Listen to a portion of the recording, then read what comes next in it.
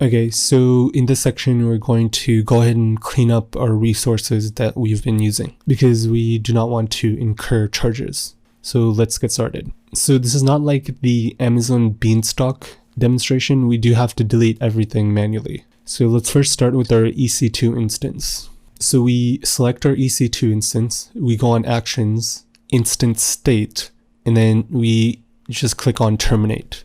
And then we just select Yes, Terminate. And then for our database, we select our database. Under Actions, we do Delete.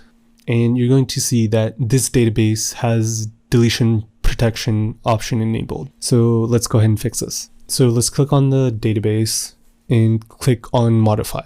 If you go all the way down, you'll see the Delete Protection section. So just uncheck this box. And then we just confirm. And then now we can delete our instance.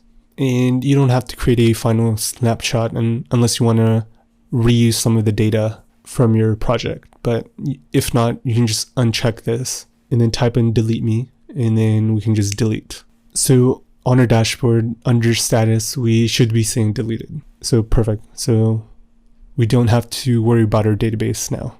So now for our Elastic IP, we can click on the address, and then Actions will do release addresses, and then confirm release address.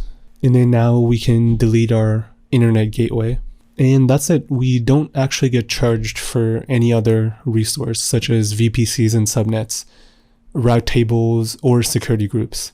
So you can actually just leave all of those as is and deploy other resources using those resources. So yeah, there's literally zero charges for using VPCs, subnets, security groups, and route tables. So we don't have to delete them at all. And this is it. This is all we had to do. And we are finished with the course. Thank you for staying with me if you did through all these lectures. Thank you.